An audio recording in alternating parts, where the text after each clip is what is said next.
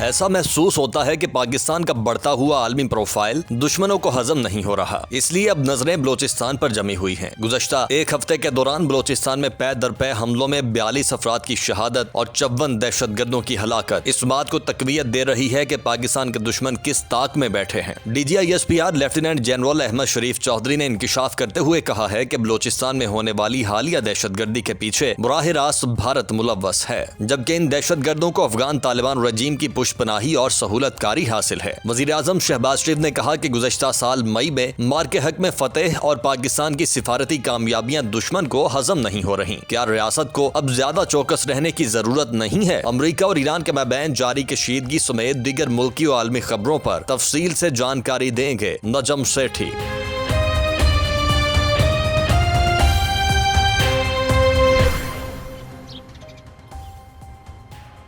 अस्सलाम वालेकुम। आज है 10 जुलाई 2026, 10 जुलाई 2026। आप देख रहे हैं आज की बात सेठी के साथ। मैं हूं सैयदा आयशा नाज, मेरे साथ मौजूद हैं नजम सेठी साहब। अस्सलाम वालेकुम। अच्छा सेठ साहब, ये जो पिछले हफ्ते में बलूचिस्तान में 3 बड़े वाक़यात हुए, DGISPR ने उसके ऊपर प्रेस कॉन्फ्रेंस भी की। ये बड़े अंदोनाक थे, जिसकी वजह से पूरा मुल्क सोगवार है। एक बार फिर 4 और 5 जुलाई को एक बड़ा वाक़या हुआ, 6 जुलाई को एक बड़ा इंसिडेंट जिसमें अगवा कर लिए गए पुलिस एहलकार, फिर उन्हें बेदर्दी से कत्ल कर दिया गया, शहीद कर दिया गया। इसके अलावा तीसरा वाक़या बुध 8 जुलाई को बेला में हुआ, जहाँ आर्मी कॉन्वॉय पर हमला किया गया। तो ये वाक़यात ऐसे हैं जो एक बार फिर बलूचिस्तान के इशू को उजागर कर रहे हैं। एक अलार्मिंग लहर पूरे मुल्क में दौड़ गई कि यकदम ऐसा क्या हुआ कि इन हमलों में शिद्दत आई है और इस नौइयत के अटैक्स हुए हैं जिसमें पुलिस एहलकारों को यरगमाल बना कर ले गए और बाद में बड़े पैमाने पर शहादतें हुई, उनको शहीद कर दिया गया। सिक्योरिटी फोर्सेस ने ऑपरेशन भी लॉन्च कर दिया है और तफसीलात भी सामने आ रही हैं, कितने ख़वारिज उसमें जहन्नुम वासिल किए गए। अब इसमें आप एक अरसे से बता रहे हैं कि जो बैरूनी ताकतें हैं उनमें कौन कौन शामिल है और बलूचिस्तान में उनके मकासद क्या हो सकते हैं। इस पूरे हफ्ते के दौरान जो हमने स्टेटमेंट्स देखी उसमें DGISPR ने प्रेस कॉन्फ्रेंस करके इन वाक़यात की तफसील बताई और फिर उन्होंने ये बताया कि ज़ाहिर है इस दहशतगर्दी के पीछे असल में भारत है, लेकिन अफ़गानिस्तान में मौजूद अनासर इस्तेमाल हो रहे हैं। हमारे वज़ीर आज़म ने भी इसी नौइयत का बयान दिया और उन्होंने कहा कि अफ़गान सरजमीन भी इस्तेमाल हो रही है, लेकिन कुछ और बैरूनी हाथ भी मुलव्वस हैं जिनके नाम नहीं लेना चाहता। उन्होंने किसी मसलहत से काम लिया। आपने मसलहत से काम नहीं लिया, आपने बहुत पहले इंडिकेट कर दिया था। अब आपने कब ये इंडिकेशन की थी और क्या कहा था सबसे पहले, वो शामिल करेंगे। इजराइल, इंडिया और तालिबान उन्होंने एक इकट्ठा महाज बना लिया है और ये जो कुछ हो रहा है ये सोचा समझी एक साजिश के तहत हो रहा है, एक स्ट्रेटजी के तहत हो रहा है। क्योंकि पहले तो ये था ना कि सिर्फ इजराइल इनडायरेक्टली इन्वॉल्व, इंडिया के जरिए, इंडिया के जो इजरायली ड्रोन्स थे वो तालिबान को दिए जा रहे थे, तालिबान इंडिया में ट्रेनिंग हासिल कर रहे थे एंड सो ऑन। और उस रोल के अंदर इंडिया और इजराइल को इकट्ठा कर दिया गया और इंडिया उससे पहले अफगानिस्तान के साथ इकट्ठा हो गया था। तो इसलिए अब ये एक नया ट्रायंगल बन गया है। तालिबान को जैसे कहते हैं ना हवा मिल गई है, उन्होंने अब अपनी पाँव जो है इंडिया और इजराइल की कश्ती में रख दी है। आपने सबके नाम ले लिए कि इस नेक्सस में कौन कौन है जो बलूचिस्तान में काम कर रहा है। आपकी इसी बात को, इसी लाइन को टो कर रहे हैं राना सनाउल्लाह। वज़ीर आज़म ने तो नाम नहीं लिया। राना सनाउल्लाह क्या कह रहे हैं? ये एक जंग है, हमारे दुश्मन मुल्क इसमें उसके मुलव्वस होने में अब कोई शक व शुबा नहीं है और अफगानिस्तान उसमें शामिल है, इंडिया उसमें जो है वो शामिल है, इसराइल बीच में आ गया है। ये भी काफ़ी हद तक सच है। टेक्नोलॉजी का जो वो इस्तेमाल कर रहे हैं ये तो इनके बस की बात ही नहीं थी। ये तो वहीं से उनको ये सारी चीज़ें दी जा रही हैं या ट्रेनिंग दी जा रही हैं या मिल रही हैं। कि नई बात की तरफ इशारा, टेक्नोलॉजी का इस्तेमाल और ट्रेनिंग, कितना बड़ा इंकिशाफ है ये राना साहब की ज़ुबान से। आप तो पहले कर चुके इसकी इंडिकेशन। जी हाँ, मैंने कोई 10-15 दिन पहले जबकि बन्नू में अटैक हुई थी जी, 1 माह पहले तकरीबन, तो मैंने उस वक्त कहा था इसके बाद बड़े पैमाने पे बलूचिस्तान में अटैक होगी जी। क्यों मैंने कहा था और वो हुई है। एक्सटर्नल सिक्योरिटी तो तकड़ी होगी, इंटरनल क्या हाल है? अफगानिस्तान के साथ तल्लुकात हमारे ठीक नहीं है और अभी तक ये जो एक्ट्स ऑफ टेररिज्म है ये खत्म नहीं हुई। ये कोई छोटा एक्ट नहीं है बन्नू के अंदर। जो खबरें आ रही हैं कि 15 लोग शहीद हो गए, तो this is a big thing और ये प्लान्ड ऑपरेशन था और ये ऐसे नहीं है कि जनाब कोई उठ के आ गया और कर दिया है। ये उन्होंने प्लानिंग की है कि जब आप जश्न मना रहे हैं और दुनिया से आप तारीफें अपनी करवा रहे हैं और इतने अहम आपका रोल बन गया इंटरनेशनली, तो कौन सी ताकतें हैं जो आपको दिखाना चाहेंगी इन अ पुअर लाइट? ये कौन चाहेगा कि आपको ये इंप्रेशन आपके बारे में इस वक्त जब आप एक इंटरनेशनल इंप्रेशन देना चाह रहे हैं और consolidation and diplomacy and responsibility and reasonable. तो ये तो एक ही मुल्क है, वो है इंडिया। अब बलूचिस्तान के अंदर भी आप एक्सपेक्ट कर सकते हैं कि वहां भी कोई ना कोई इस किस्म की अटैक आएगी और इस किस्म का टेररिस्ट इंसिडेंट होगा। तो ये मैं क्यों कहता हूँ कि वहां होगा, मैं इसलिए कहता हूँ कि इंडिया के अंदर जो हालात है वहां एक दो बड़ी दिलचस्प किस्म की तब्दीलियां हुई हैं। आज की खबर ये थी कि इंडिया के जो नए chief of defence security, CDS जो उनका है जी, वहां उन्होंने एक नए रिटायर्ड लेफ्टिनेंट जनरल को लगाया। सर्विंग लेफ्टिनेंट जनरल को नहीं लगाया, रिटायरमेंट से एक जनरल को उठा के लेके आए और उसको लगाया है। और वो कौन है? वो साहब है जिन्होंने कश्मीर के अंदर और पाकिस्तान फ्रंट के अंदर सर्व किया, और सर्विंग के बाद वो इंडिया के national security adviser Ajit Doval के दफ्तर में काम करते रहे। तो ये अजीत डोवल साहब ने उनको अपने बंदे को निकाल के और फिर अब head of security and defence लगवा दिया है। ये बड़ी इंटरेस्टिंग डेवलपमेंट है, बिकॉज इससे ये मतलब है कि अजीत डोवल साहब की जो डॉक्ट्रिन है ऑफेंसिव डिफेंस की, वो फुल फ्लैश चलेगी। अच्छा, अब सिचुएशन ये है जी कि BLA, अफगान तालिबान, यहाँ तक कि शायद ISIS, दाइश भी, और इंडिया एंड इज़राइल ये समझते हैं कि पाकिस्तान एक बहुत बड़ा मसला है इनके लिए। तालिबान पाकिस्तान की ज़मीन चाहते हैं, वो ड्यूरेंट लाइन को एक्सेप्ट नहीं करते। इंडिया अपना बदला ले रहा है, आपकी सेसेशनिस्ट फोर्सेस को सपोर्ट कर रहा है, और वो जिसे वो डोवल डॉक्ट्रिन कहते हैं जी, कोई उससे छुपाई भी बात नहीं है। इज़राइल जो है उसकी तरफ से बहुत से बयान आए हैं कि ईरान से भी ज़्यादा ख़तरनाक वो पाकिस्तान को समझता है, क्योंकि पाकिस्तान के पास न्यूक्लियर बॉम्ब है। और बहुत सी स्पेकुलेशन जारी रहती है कि ईरान के बाद उनकी जो प्लानिंग थी वो ये थी कि ईरान को रेजीम चेंज करके यहाँ एक प्रो इज़राइली रेजीम आएगी, प्रो अमेरिकन इज़राइली रेजीम आएगी, और फिर पाकिस्तान को एक और बॉर्डर पे तकलीफ़ दी जाएगी। अभी तो अफ़गान बॉर्डर पे है, फिर ईरान के और पाकिस्तान के बॉर्डर पे भी एक घेराव हो रहा था। अच्छा, सो इस किस्म की प्लानिंग थी उनकी। अब क्यों पाकिस्तान को क्यों समझते हैं कि इनके जो प्लान्स हैं उसमें क्यों ख़तरनाक समझते हैं? वो इसलिए बिकॉज़ ये एक अब दो कैंप्स बन गए ना। एक कैंप है अमेरिका, इज़राइल, इंडिया, जापान, ये वो लोग हैं जो एंटी चाइना कैंप है। हम प्रो चाइना कैंप में बैठे हैं, और इस खित्ते में इस एरिया में we are the only openly pro Chinese force. और चाइना का जो सारा रोड एंड बेल्ट इनिशिएटिव है उसके लिए पाकिस्तान बड़ा क्रिटिकल है। तो अब उसमें फिर अमेरिका का भी इंटरेस्ट आ जाता है, इंडिया का भी इंटरेस्ट आ जाता है कि पाकिस्तान एक रास्ते में एक रुकावट है, इसको ख़त्म किया जाए। इसके साथ चाइना भी, उसको भी धकेल दिया जाएगा पीछे, और उसको भी शिकस्त की जा सकती है। तो आई थिंक ये ग्रेट गेम एक किस्म की फिर से शुरू हो गई, और उस ग्रेट गेम के अंदर अब पाकिस्तान कैसे इसको टैकल करेगा, that remains to be seen. अभी तो खुशकिस्मती ये है कि ईरान जो है वो भी सपोर्ट नहीं कर रहा है एंटी पाकिस्तान इंसर्जेंसीज, मगर डोंट फॉरगेट कि ईरान के बॉर्डर के ऊपर pro American Iranian separatist forces, Baloch forces भी हैं, और जिनको अमेरिका सपोर्ट कर रहा है। मैं काफ़ी अरसे से ये कह रहा हूँ, और अमेरिका का और इजराइल का तो यही प्लान था कि ईरान को जब डिस्टेबलाइज करेंगे रेजीम चेंज, तो उस वक्त कुर्दों को भी एक्टिवेट करेंगे, अज़रबाईजानीज़ को एक्टिवेट करेंगे, और बलोचों को एक्टिवेट करेंगे। तो वो तो कामयाब नहीं हुई, मगर इंटरेस्ट हैं अभी सब इन सियासी जमातों के। अच्छा, इसलिए आई थिंक बलूचिस्तान अब हमारा एक वीक स्पॉट बन चुका है। अच्छा, अब इंटरेस्टिंग बात यह है आयशा कि ये ज़रूरी नहीं था कि ऐसे होता।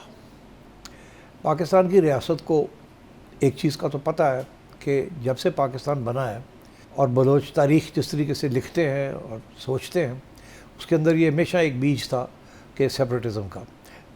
मगर क्योंकि पाकिस्तान जब बना तो ये एक कॉन्स्टिट्यूशन भी बनी, और उसके अंदर इत्तेफाक भी हुआ, बलोच लीडर्स ने भी कॉन्स्टिट्यूशन को सपोर्ट किया, except for one Baloch leader. उस पर गौस बख्श बिज़ेंजो ने भी सपोर्ट की, उस पर अताउल्लाह मैंगल ने भी की, और मगर खैर बख्श मरी ने नहीं की थी। तो ये जो बीज था ये मरी ट्राइबल्स के अंदर था पहले से। फिर ये आपको पता है कि यही जो बीज था, यही जो प्रॉब्लम था ये 60 की दिहाई में, अयूब खान के ज़माने में जो रिवोल्ट हुआ वो भी मरी इलाकों में हुआ। उसके बाद 70 की दिहाई में जब भुट्टो साहब थे तो रिवोल्ट हुआ, वो भी मरी ट्राइब्समैन की वहाँ हुआ। तो ये सारी बातें रियासत को पता है। एक तरफ आप कहते थे कि हम सरदारी सिस्टम के ख़िलाफ़ हैं, दूसरी तरफ जो छोटे सरदार थे सारे आपने अपने साथ ले लिए, और 2-3 जो बड़े सरदार थे उनको आपने अलग कर दिया। ये फिर भी ये मामला इतना बिगड़ा नहीं, क्योंकि जब सिविलियन गवर्नमेंट से यहाँ तो उन्होंने डेवलपमेंट फंड्स भी दिए बलूचिस्तान को, और कोशिश की कि सबके जेबें जो है उनकी गरम रखी जाए। मगर इन्होंने एक जो सरदार था नवाब बुगटी, वो हमेशा रियासत के साथ रहे। अच्छा, अब जब मुशर्रफ साहब का दौर आया तो उस वक़्त बुगटी साहब ने अपने नॉर्मली जो वो मांगते थे, लेवीज़ मांगते थे, पैसे मांगते थे फॉर लोकल ये वो, आपने उनको नहीं दिया। वो आपने सोचा कि ये कौन होता है हमें धमकियाँ देने वाला ये, और आपने अकबर बुगटी को from Baloch point of view मार दिया आपने। वो जिस दिन आपने उनको मारा है ना, उसके बाद एक नया राउंड फिर शुरू हो गया है, और इंडिया ने सोचा कि ये बहुत ज़बरदस्त मौका है, इसको हमने एक्सप्लॉइट करना है और इनको फंड करना है और इनको पनाह भी देनी है, which is what India did. और जब तालिबान आए तो उन्होंने भी इनको डिसमेंटल नहीं किया। तो अब सिचुएशन ये है कि ये अब वो सारे इकट्ठे हो गए हैं, और आपके पास जिन बलोचों के साथ आप बलूचिस्तान में हुक्म कर रहे हैं उनकी कोई हैसियत नहीं है, वो उनकी किसी किस्म की हैसियत नहीं है, मगर आप उनके साथ काम कर रहे हैं, और जिनकी हैसियत है आप उनके साथ काम नहीं कर रहे। फिर इसीलिए मेंगल साहब ने भी रिज़ाइन कर दिया था, अख्तर साहब ने, और आज मैंने सुना है उन्होंने वो जो 70-80 लाख रुपया जो उनको तनख्वाह मिली थी सिंस रेजिग्नेशन, वो भी उन्होंने वापस ले ली गई है, मरात वगैरह। और बहुत से बलोच लीडर्स जो हैं मरी बुगटी के और मेंगल के, कुर्दों के, वो एग्जाइल में हैं या अफ़गानिस्तान में बैठे हैं। अच्छा, अब बात यह है कि मेंगल साहब और इस किस्म के जो लोग हैं वहाँ, वो अभी भी कोई इम्पोर्टेंट रोल कर सकते थे, मगर आपने उनको मौका ही नहीं दिया। और आपने जिन लोगों के हवाले किया है, आपका ख्याल है कि बुगटी साहब के हवाले कर दिए आपने चीफ मिनिस्ट्री, वो कंट्रोल कर लेंगे, सवाल ही पैदा नहीं होता। सरफराज बुगटी साहब बड़े अच्छे आदमी हैं उनकी, मगर बलूचिस्तान सोसाइटी के अंदर रेलेवेंस होनी चाहिए, कोई नहीं, मतलब कोई सपोर्ट नहीं है उनकी। तो इसलिए मेरा ये ख्याल है कि बड़ी मिस हैंडलिंग हुई है बलूचिस्तान की। इसीलिए केपी के अंदर भी जो कि जहाँ तालिबान को भी सपोर्ट कर रहा है इंडिया, और बलोच BLA को भी सपोर्ट कर रहा है, और अब इज़राइल भी पहुँच गया है इंडिया के अंदर, और इज़राइल भी ट्रेनिंग दे रहा है टेक्नोलॉजी में and other things to the Taliban and to the BLA। तो मैं ये समझता हूँ कि अब ये मामला सिर्फ बलूचिस्तान का नहीं रहा, अब ये रीजनल एक इशू बन चुका है, और इसके जो लोग सपोर्ट कर रहे हैं, अच्छा, पहले तो इसको उनको ख़त्म करना पड़ेगा ना। मगर अब आप क्या पॉलिसी इख्तियार करेंगे? आपने ऑलरेडी एक पॉलिसी तो बनाई है ना उसके ख़िलाफ़, TTP के ख़िलाफ़, मगर क्या उसके आप जाके बमबारी कर रहे हैं, TTP स्ट्राइक्स कर रहे हैं, आप बिल्कुल कर रहे हैं अक्रॉस द बॉर्डर। तो और अभी इस पर कोई छुपी भी बात भी नहीं है, मगर क्या उसके साथ ये टेररिज्म ख़त्म हो गई है? नहीं। लेकिन इसका जो दूसरा एलिमेंट है वो है मशरकी हमसाया, जिसकी तरफ वज़ीर आज़म भी इशारा कर रहे हैं, आप भी कर चुके हैं, राना सनाउल्लाह भी कह रहे हैं, हमारी फ़ौज भी कह रही है खुलेआम। भारत की बाबत हमारे पास ऑप्शंस क्या हैं? चले अफगानिस्तान में तो हम स्ट्राइक्स कर देते हैं। देखिए, जब गिलानी साहब प्राइम मिनिस्टर थे उस वक़्त इजिप्ट का एक शहर है शर्म एल शेख जी, वहाँ एक मुआहदा हुआ between prime minister Manmohan Singh and Gilani साहब, जिसमें बलूचिस्तान का भी जिक्र आ गया जी, जिसमें हमने, वो कह रहे थे आप कश्मीर में गड़बड़ कर रहे हैं, हमने कहा आप बलूचिस्तान में गड़बड़ कर रहे हैं। फिर दोनों ने एक मुआहदा किया कि जी दोनों अपना गड़बड़ बंद करेंगे। ये पहली दफ़ा थी कि इंडिया ने ये तस्लीम किया था कि बलूचिस्तान में भी उसका हाथ है।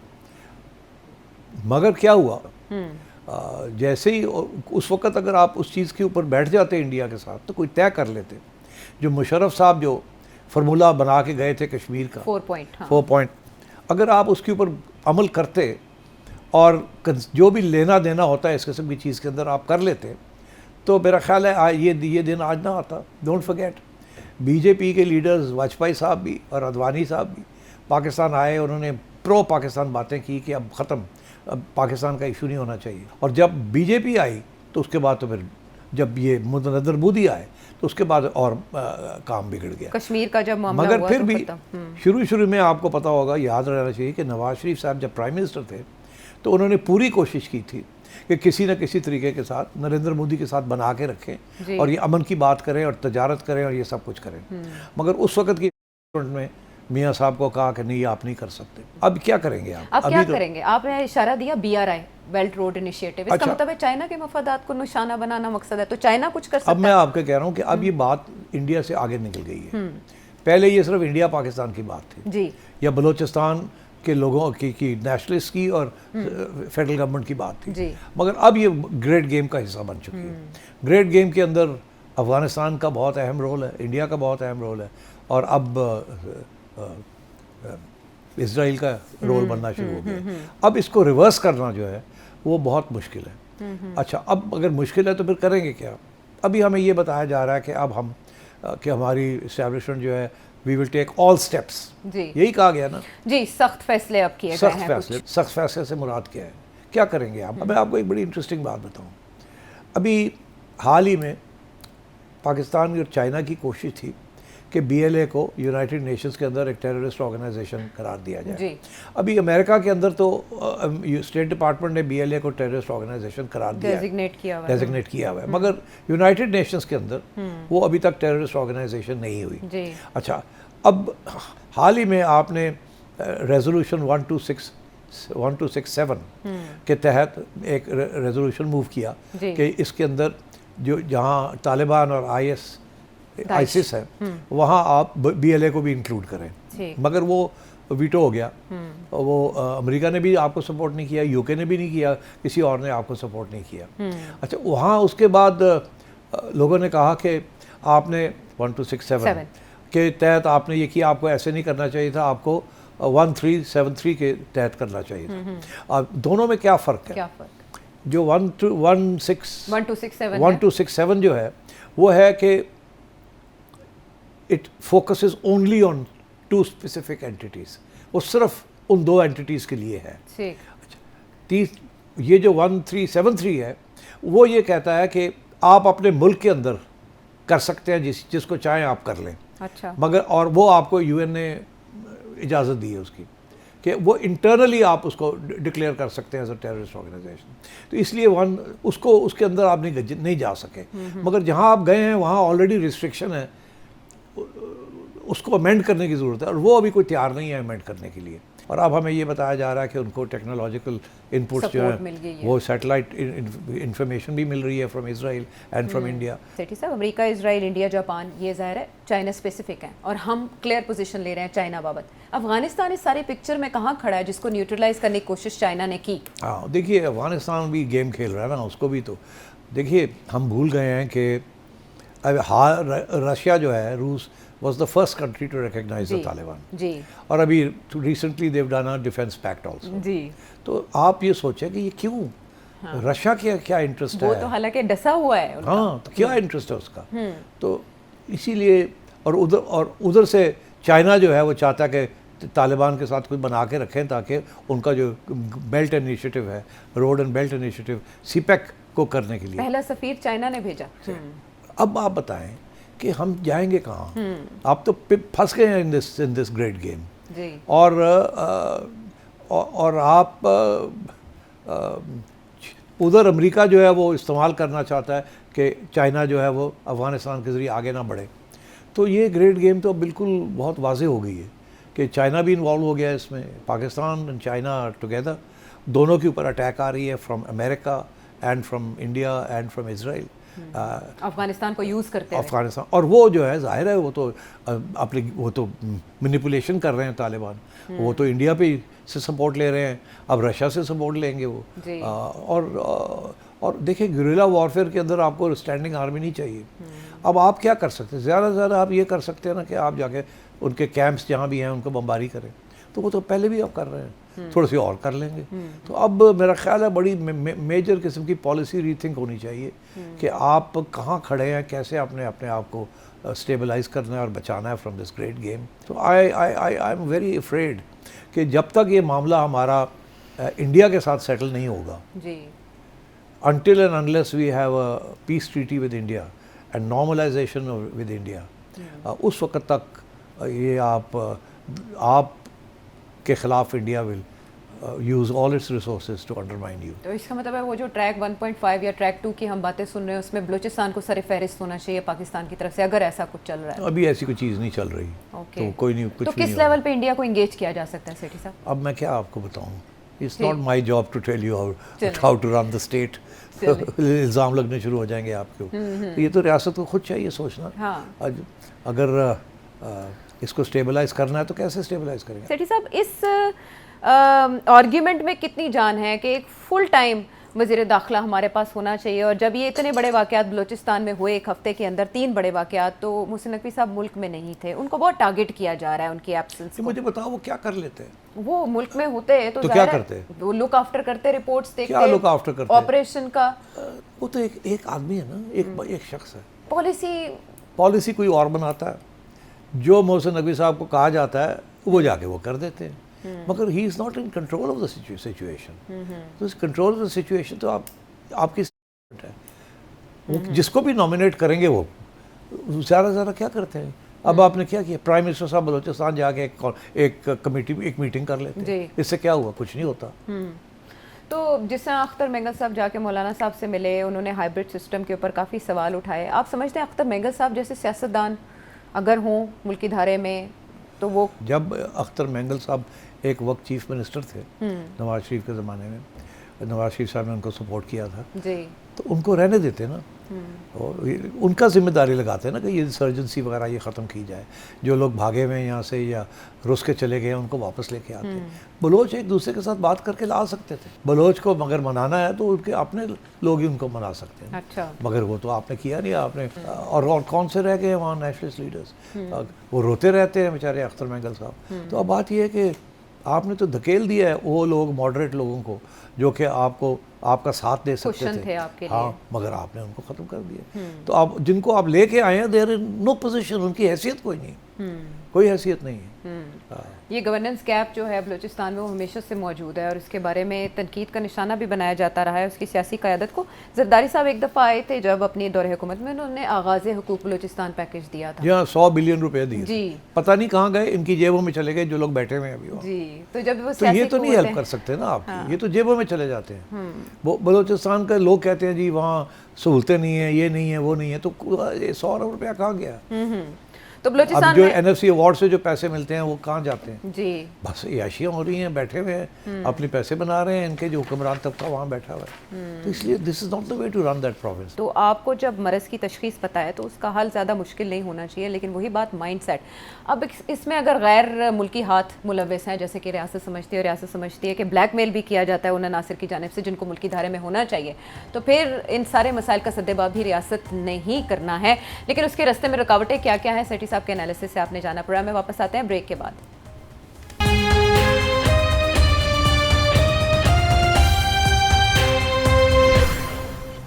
Welcome back to the show. और अब उस मामले की बात करते हैं जिस पे बहुत से सवालिया निशान बरकरार हैं। अमेरिका और ईरान के दरमियान वो MOU जिसे इस्लामाबाद मुआहदे के नाम से याद किया जाता है, उस पर ज़रब पड़ी इस हफ्ते के दौरान, वो भी अभाम का शिकार रहा और उस पर सब ये पूछ रहे हैं कि क्या MOU बरकरार है या हम उसे ख़त्म समझे। सेठी साहब, जब ये मुआहदा हुआ तो ज़ाहिर है मुझ समेत सबको बहुत सी उम्मीदें थी। जिस अंदाज में शहबाज शरीफ साहब ने ऐलान किया, प्रेसिडेंट ट्रंप ने उसको इंडोर्स किया, उधर ईरान की तरफ से भी हौसला अफजा बयान आता है, लेकिन आप तब भी इस बात पर कायम थे कि जंग दोबारा शुरू हो सकती है, दोबारा से हमले हो सकते हैं। आपने कब कहा और क्या कहा वो शामिल करेंगे पहले। अभी आप देखिएगा गोइंग फॉरवर्ड अगले 2-3 दिनों के अंदर ये शायद और टेंशन बढ़े वहाँ। मेरा ख्याल है प्लानिंग इस किस्म की शायद करेंगे ये कि अब से लेके नवंबर तक, जबकि मिड टर्म्स हो रहे हैं, उस वक्त तक थोड़ा बहुत ठक ठक होती रहे, आना जाना रहे, लड़ाई झगड़े चलते रहे छोटे पैमाने पे, मगर ये MOU जो है ना उसके ऊपर काम होता रहे थोड़ा बहुत। मुझे तो लग रहा है कि ये कॉन्फ्लिक्ट जो है अब बढ़ेगी, ये ख़त्म अभी हुई नहीं है। ये समझना कि आप जी बस गल्फ़ का मसले हल हो गए, ये ग्लोबल क्राइसिस बढ़ेगी। अगर मुझे अब ऐसे लगता है कि आगे गड़बड़ होगी, ये स्मूथली नहीं चलेगा और इसमें काफ़ी झटपट होगी और आना जाना होगा और लड़ाई झगड़े फिर शुरू होंगे। आई थिंक कि ये बात आगे टेढ़ी होगी, ये एस्केलेशन लैडर चलेगा। अच्छा, यहाँ पावर की गेम है ये अब और कोई गेम नहीं है सिवाय पावर की, और इसकी वजह से एस्केलेशन भी होगी और कॉन्फ्लिक्ट भी होगी। अब फील्ड मार्शल साहब और शहबाज शरीफ साहब तैयारी पकड़ लें, ये फिर टूटेगा ये MOU, फिर भाग दौड़ होगी, फिर ये आना जाना होगा, फिर इनको बनाया जाएगा, फिर मुआहदे होंगे, फिर ये होगा, फिर वो होगा। और तैयारी उन्होंने पकड़ी और वो कोशिशें भी कर रहे हैं कि किसी तरह से टूटे ना सीज फायर। लेकिन सेठ साहब, इसका स्टेटस इस वक्त है क्या, और किसकी गलती की वजह से ये मामला हुआ? जी बिल्कुल सही। देखिए ये जो MOU है ना, सब तजियाकार ये कहते हैं कि इस MOU ईरान के हक़ में और अमेरिका के ख़िलाफ़ है। यहाँ तक लोगों ने कहा कि अमेरिका सरेंडर कर गया, सारे पॉइंट्स जो हैं वो ईरान के हक़ में थे। अच्छा, मगर सबसे क्रिटिकल जो इश्यूज़ थे, एक तो स्ट्रेट ऑफ हॉर्मुज़ था, दूसरा था सैंक्शंस, तीसरा था रिटर्न ऑफ मनी। ये 3 बड़े क्रिटिकल इश्यूज़ थे। चौथा था कि लेबनान। तो ये सारी एरियाज़ के अंदर बहुत ट्रिकी एरियाज़ थे।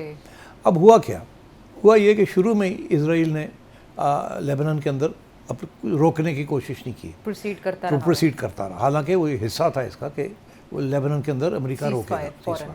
इसराइल ने नहीं मानी, मगर फिर भी उन्होंने कहा चलो इसराइल को अमेरिका कोशिश तो कर रहा है, अभी रुक जाएगा, अभी ये हो जाएगा, अभी वो हो जाएगा, तो इसको रास्ते में नहीं आना चाहिए।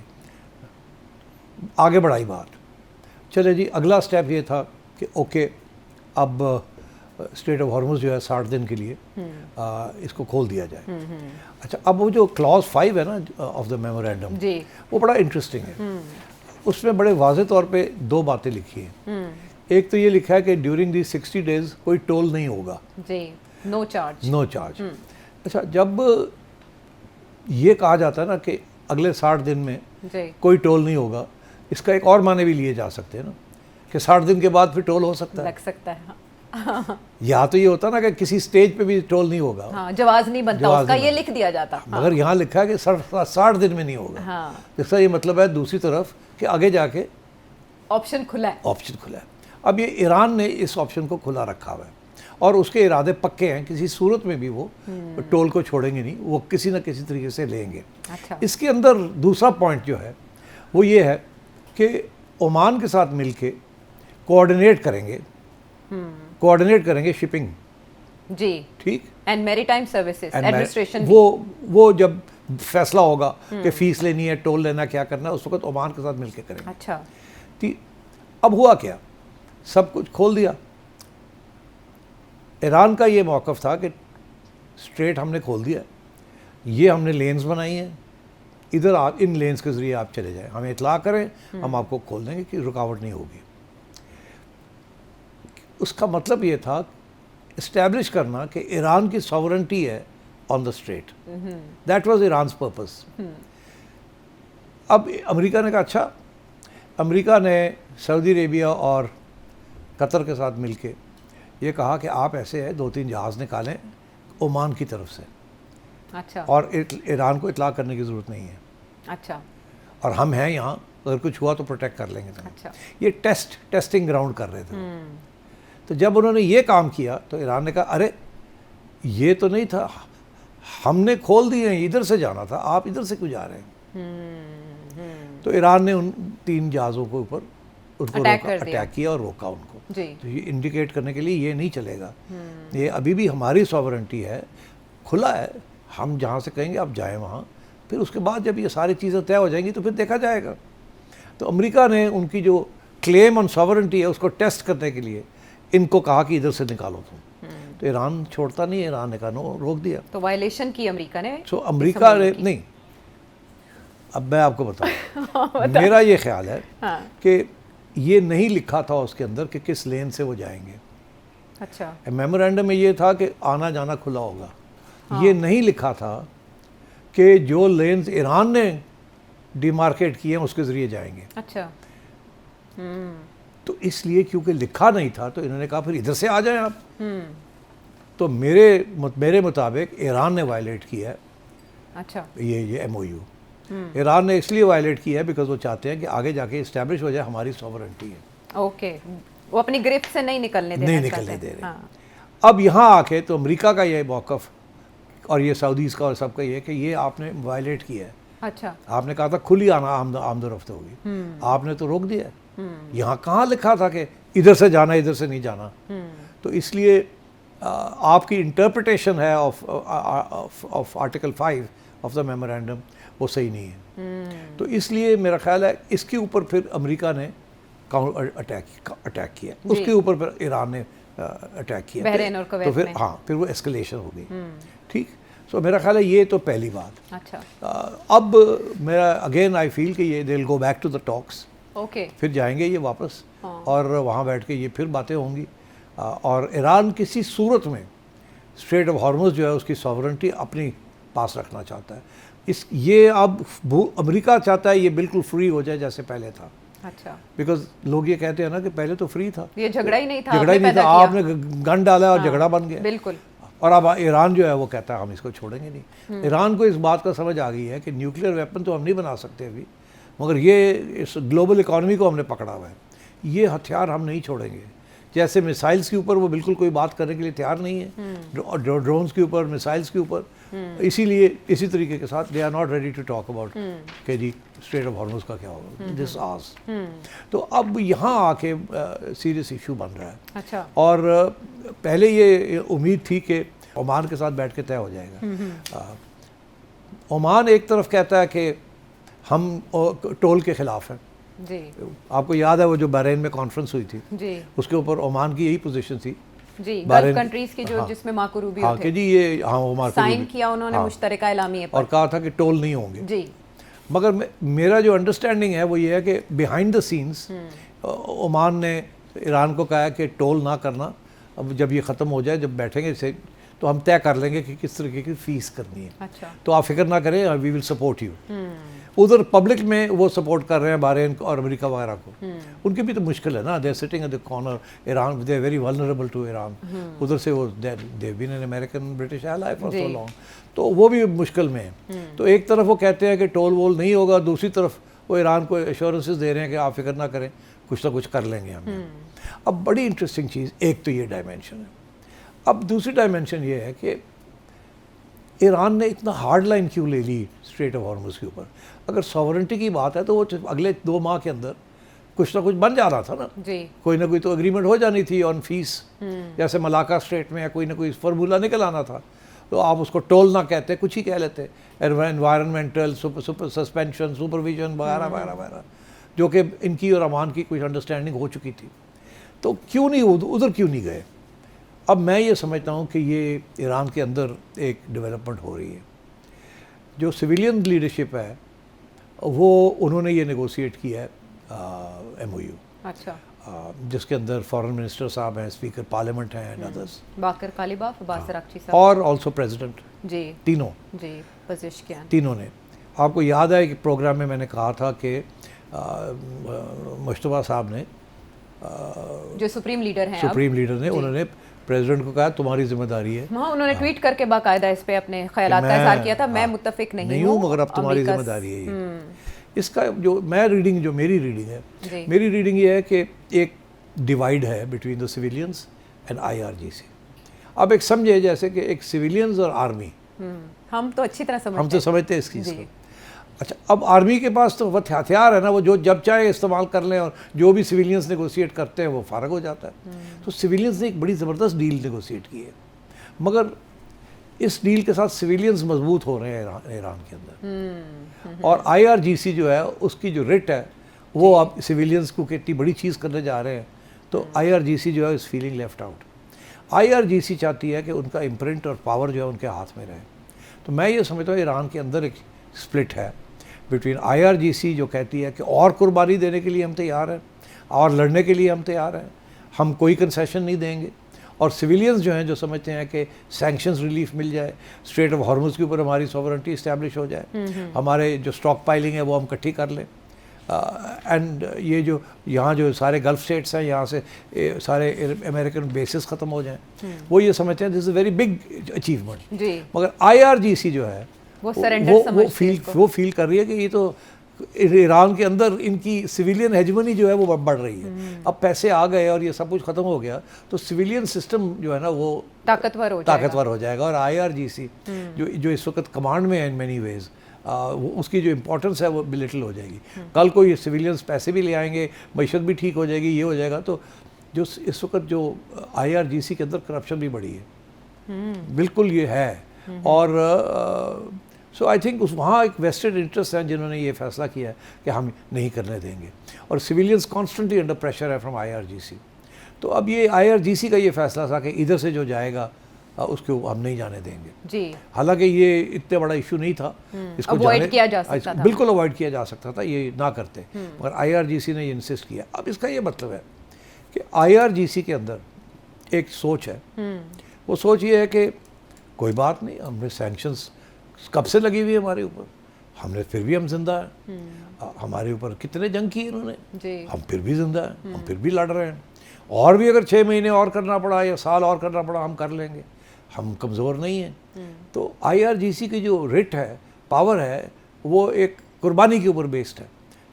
दे फाइटर्स, जैसे हमास और हिजबुल्लाह है, IRGC is also same ideology. तो वो अब ये इशू बना हुआ है ईरान के अंदर। इसलिए मैं समझता हूँ कि टफ लाइन जो आएगी, सिविलियंस अंडर प्रेशर रहेंगे ईरान के अंदर फ्रॉम IRGC, और इसीलिए ये जो MOU है it's already got into trouble, because IRGC का पहले दिन से ये है इशू कि ये सिविलियंस जो हैं, ये इनको और तगड़ा करो, इनको कोई और ये मांगो और ये मांगो और ये मांगो।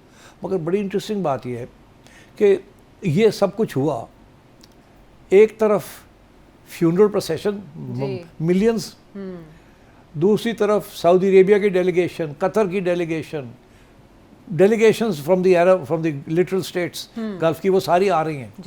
It's a very big thing, जिनके साथ आपकी बातचीत नहीं थी, वो अब आ रहे हैं आपके साथ हमदर्दी से। हाँ, और वो वहाँ बैठे हुए हैं, और आपने बहरीन और कुवैत और इनके ऊपर हम बमबारी कर दी बिकॉज अमेरिकन बेसिस है वहाँ। तो मतलब ये है कि अब की बार जॉर्डन पे भी 8 मिसाइल्स फायर किए गए जो इंटरसेप्ट कर लिए गए। हाँ, इंटरसेप्शंस है ना, लेकिन जॉर्डन पहली बार टारगेट किया गया। ऐसे लगता है जैसे IRGC का मकसद ये मैसेज देना है कि हम बढ़ा सकते हैं इसको रीच। नहीं, वो IRGC का मैसेज ये है कि हमारी टर्म्स के ऊपर सब कुछ होगा, कोई तो कॉम्प्रोमाइज़ नहीं होगी। तो मैं ये समझता हूँ कि आपने ये करके जो पैसे मिलने से कतर से वो पोस्टपोन हो गए। अच्छा, जो आपके सैंक्शंस ख़त्म हुई हुई थी वापस ऑयल की वापस हो गई, वापस इम्पोज हो गई। अब फिर स्ट्रेट जो है ब्लॉक हो गया जी। अब अमेरिकन उसको ब्लॉक करके बैठेंगे। वो अब डोनाल्ड ट्रंप के ऊपर प्रेशर पड़ गया कि जी ये तो फिर आप भी कुछ करें, तो एस्केलेशन में आ गए हैं, इस लूप में आ गए। अब दोनों साइड्स को पीछे हटना पड़ेगा। डोनाल्ड ट्रंप तो खैर सिविलियन है, वो तो कोई ना कोई एक्सक्यूज़ दे के फिर बात शुरू हो जाएगी, हालांकि उसने बड़े स्ट्रॉन्ग लफ्ज़ इस्तेमाल किए। कोलैप्स हो गया, स्कम है, ये है, पता नहीं खत्म, ये वो। मगर साथ साथ उसने विटकॉफ और कुशनर को भी भेजा हुआ है कि आप बातें चलती रहे, कंटिन्यू रहे टेक्निकल लेवल पे। और तो अगर ये सिचुएशन है तो बात तो शुरू हो जाएगी फिर से। मगर बात ये है कि ईरान को वो जो सैंक्शंस रिलीफ मिलनी थी वो ख़त्म हो गई है। और ये दिस इज एंटायरली IRGC के ये की वजह से ये हुआ है। ये इसको वापस हस्बे मामूल लाने में फिर वक्त लगेगा। अब उसने सैंक्शंस कैसे उतारेगा, फिर लगा दिए उसने। और कतर जो पैसे देने थे वो अभी तक, अब इतना आसान नहीं है वापस जाना। अब फिर से ये सारी बातें शुरू करनी पड़ेगी, फिर से ये भागदौड़ शुरू करनी पड़ेगी। और Israel is the happiest nation in the middle east, because वो तो समझ रहे हैं कि वाह इन्होंने आपस में लड़ झगड़ के हमारा मसला हल कर दिया, और अब ये MOU की क्या हैसियत रह गई है एंड सो ऑन। तो आई थिंक मैं समझता हूँ कि ईरान की तरफ से ये जैसे कहते हैं ओवर द टॉप हो गया। इतनी बड़ी विक्ट्री के बाद आपको इतना ज़्यादा पुश नहीं करना चाहिए, because this was a very great MOU, Iran के हक में था एवरीथिंग। इसको चलने देना चाहिए था, कुछ सहूलतें लेनी चाहिए थी। स्ट्रेट ऑफ हॉर्मुज़ को तो जब चाहे आप बंद कर सकते हो, ये तो इशू नहीं रहा। आपका क्या, वो आपकी सॉवरेंटी है कि नहीं है, वो तो इस्टेब्लिश हो गया, because you can close it. तो आप कहते हैं तो ख़त्म होगी बात। तो ये 60 दिन के अंदर, अरे भाई कोई सैंक्शंस उतरी थी, कुछ 4 पैसे बना लेते, तेल बेच लेते, आप मिसाइल्स को स्टॉक अप कर लेते, सब कुछ कर लेते आप, जो आपके पैसे फ्रोज़न हैं वो आपको मिल जाते, और इन जो स्टेट्स हैं इनके साथ कोई बायलैटरल रिलेशंस बना लेते ताकि ये भी अमेरिका की डिपेंडेंसी से दूर हो जाएं। अमेरिका को कहें यार तुम दूर ही रहो, हम अपना ईरान के साथ सेटल कर लेंगे, जैसे सऊदी अरेबिया और कतर ने कर लिया और ओमान ने कर लिया। तो मतलब ये है कि मगर नहीं, इन्होंने फिर सारी की सारी चीज़ जो है इसको खोल दिया, और वो सारे के सारी प्रोग्रेस जो हुई थी, it was very difficult to arrive at this MOU। मगर इसके अंदर प्रॉब्लम्स यही थी, एंड आई थिंक जैसे अमेरिका के अंदर इजरायली लॉबी डोनाल्ड ट्रंप को इधर खींच रही थी जी, और उसके अपने जो थे वो दूसरी तरफ खींच रहे थे। इधर IRGC इधर खींच रहा था और सिविलियंस जो थे वो उधर खींच रहे थे। उधर खींच तो दोनों तो उधर तो डोनाल्ड ट्रंप पीछे हट गया ना, जी, यहाँ IRGC पीछे नहीं हटी। IRGC ने ये काम ख़राब कर दिया इन माई व्यू। मगर अब ये है कि अब फिर से ये शुरू करना पड़ेगा। मगर अब कैसे होगा? अब स्ट्रेट ऑफ हॉर्मुज़ फिर ब्लॉक होगा, अब फिर वही क्या अमेरिका ये ईरान मान लेगा कि जी सारी की सारी जो शिपिंग है दूसरी तरफ से जाए, इधर से ना जाए? अगर ये अमेरिका मान लेता है तो ठीक है, फिर खुल जाएगा। मगर ये है कि इस वक्त तो सब कुछ बंद है ना, और अगर ये खोल भी देते हैं कि ठीक है जी, अमेरिका और सऊदी अरेबिया कहता है ठीक है जी वहीं से जाएंगे, यहाँ से नहीं जाते, ओमान वाली लेन्स में से नहीं जाते जी, तो बात यह है कि सैंक्शंस का क्या होगा? अब तो उससे लगा दिए वापस, सारी की सारी सैंक्शंस वापस आ गई। तो जो रिलीफ मिलनी थी, जिसके बेसिस के ऊपर अगले कदम उठाने थे, वो रिलीफ ही अब नहीं आ रही। तो you have to start the whole process all over again. ये नी जर्क रिएक्शन था IRGC की मेरा तरफ ख्याल से, है जिसने ये MOU को नुकसान पहुंचाया। I think this I hold, मैं तो ये कहता हूँ IRGC की ये जो सॉवरेंटी इस्टेब्लिश करना है, ये आपने ऑलरेडी कर ली हुई थी। और अगर कोई मसला बनता तो किसी स्टेज पे बटन दबाते तो वापस आ जाती, बिकॉज यू कंट्रोल इट। तो ये इस स्टेज पे वो उन्होंने टेस्टिंग कर रहे थे, करने देते ना, जाने देते, क्या फर्क पड़ता था? प्रोटेस्ट कर लेते, हाँ, लेकिन वो आपकी फिर कहते हैं कि जी आगे से हम नहीं इजाजत देंगे, हाँ, हमसे पूछ के जाएं, कुछ इस किस्म की बात करते हैं। और खुद तो मानते हैं ना कि ओमान और ईरान की दोनों की टेरिटोरियल ज्यूरिसडिक्शंस हैं। तो फाइनली जब ये मामला तय भी होगा तो उस वक्त इधर से भी जाएंगे लोग, उधर से भी जाएंगे। हाँ। तो फिर जो फीस देनी होगी वो मुश्तरका हो जाएंगी। मतलब वो अगर वो आगे है ना, आने वाला वक्त था इन बातों के लिए जो आप पहले एस्टेब्लिश तो ये मैं इसलिए आई फील कि ये जो MOU है इसमें मेरा ख्याल है ईरान की तरफ से ये जो उन्होंने अटैक कर दिया उन 3 जहाज़ों के ऊपर, they played into Israel's hand and America को, डोनाल्ड ट्रंप को पुश कर दिया बैक इनटू द कॉर्नर। जाहिर है उसकी भी कंस्टिट्यूंसी है, वहाँ भी तो लोग कह रहे हैं कि तुम तो बुज़दिल हो, तुम तो किया क्या तुमने, वो देखो ये हो रहा है, देखो वो हो रहा है। तो मैं समझता हूँ कि ईरान ने हैंड ओवर प्ले कर दिया। हाँ। और इस सिलसिले में फ़ोन कॉल जो कॉन्टैक्ट्स ईरान की तरफ से, अब्बास अराक्ची साहब उनके फॉरेन मिनिस्टर हैं, उनकी तरफ से हमारे आर्मी चीफ से बात की गई, तो मुझे लगता है कि इसी नोयत की रिजर्वेशंस अब फिर भागदौड़ करनी पड़ेगी ना। हाँ। फिर इनको मिलाना पड़ेगा, फिर कुछ ना कुछ तय होगा, मगर टाइम कितना ज़ाया हो जाएगा, और ये जो एक इकोनॉमिक क्राइसिस है, ग्लोबल इकोनॉमी, वो तो फिर नहीं ना, हाँ, मसला नहीं हल होगा। यही हमने देखा कि जैसे ये टैक्स हुए तेल की कीमतें बढ़ी, लेकिन अब फिर रिपोर्ट्स आ रही हैं कि कम हुई है। इसलिए बिकॉज ऐसे लग रहा है कि शायद खोल देंगे ये, फिर जल्दी से तय हो जाएगा, क्योंकि अमेरिका रिस्ट्रेंट का मुजाहरा कर रहा है, तो उम्मीदें पैदा हो गई हैं। बहरहाल कुछ बिगाड़ इस MOU में पैदा हुआ, क्योंकि जो चीज़ें इसमें कोशिश की गई थी रोकी जा सकें और मामला बेहतर बनाए जा सकें, वो रिवर्स हुए इन अटैक्स के बाद। और फिर ज़ाहिर है दूसरा फरीक भी वो आमादा है इस बात पे कि वो आपको जवाब देगा। तो हमने देखा कि यहाँ से हमला हुआ तो उधर से जवाब दिया गया, लेकिन उसके बाद अब सिचुएशन उस मकाम तक पहुँचने में दोबारा वक्त लगेगा कि वो MOU दोबारा बहाल हो सके अपनी असल शक्ल में। वापस आते प्रोग्राम में ब्रेक के बाद।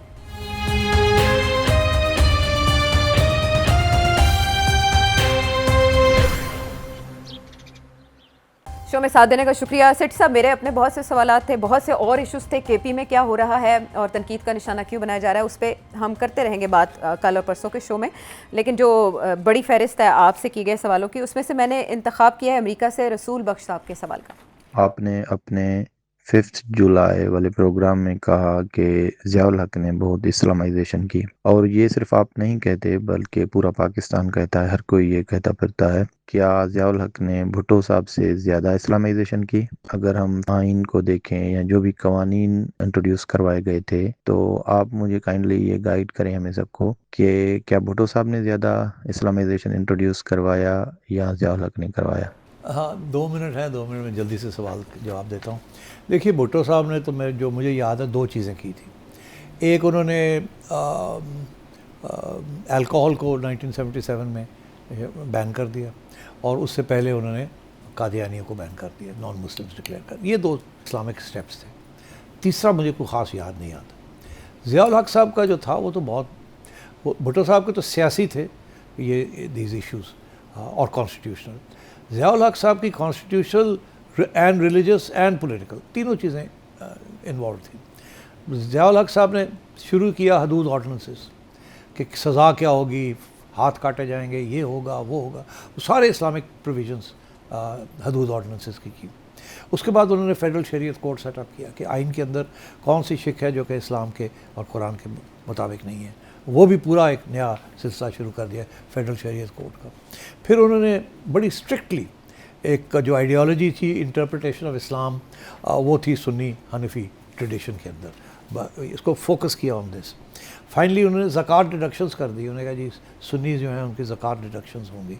उस वक्त तो चाहते थे कि शियाओं की भी हो, मगर शियों ने प्रोटेस्ट किया और फिर उन्होंने शियों को माफ़ कर दिया, मगर सुन्नीज़ के ऊपर ज़कात डिडक्शंस भी शुरू हो गई। लॉ ऑफ एविडेंस को उन्होंने तब्दील कर दिया, जिसके अंदर एक औरत की जो एविडेंस थी गवाही, तब उसको आधा बना दिया कि जी एक एविडेंस, एक मर्द की एविडेंस 2 औरतों की एविडेंस के मुताबिक। अच्छा, उसके बाद स्टूडेंट यूनियंस को बैन कर दिया कि वो उन्होंने कहा जी एंटी इस्लामिक है ये, सारे पाकिस्तान के अंदर स्टूडेंट यूनियंस बैन हो गई। और फिर जाहिर है उन्होंने प्रेसिडेंसी के अंदर 58(2)B वो पावर ले आए, जिसके साथ वो गवर्नमेंट्स को डिसमिस कर सकते थे, खुद प्रेसिडेंट बन गए। तो इसलिए बड़ा फ़र्क था। ज़ियाउल हक ने तो सारी रियासत का जो ढांचा था और वो सारा तब्दील कर दिया, जिसके असरात जो है अभी तक है। बहुत से इश्यूज़ जो हैं वो अभी भी उसी बेस के ऊपर चलते हैं। भुट्टो साहब ने तो इस्लामाइजेशन नहीं की, ज़ियाउल हक साहब ने इस्लामाइजेशन की थी। तो आपको क्लियर हो गया रसूल बख्श के किसने ज़्यादा इस्लामाइजेशन की और कैसे की। अशर लाहौर से, डॉक्टर तारिक हसन हैदराबाद से, उज़ैर ऑस्ट्रेलिया से, सैयद सैफुल्लाह गिलानी मुल्तान से, मूसा रज़ा शाहदरा से, हसन बाजवा ऑस्ट्रेलिया से अगेन, और इसके अलावा भी बहुत से सवालात आप भेजने वालों का बहुत शुक्रिया। आइंदा भी ये सिलसिला जारी रखिए। अगले प्रोग्राम तक के लिए इजाज़त दीजिए। Thank you. Thank you.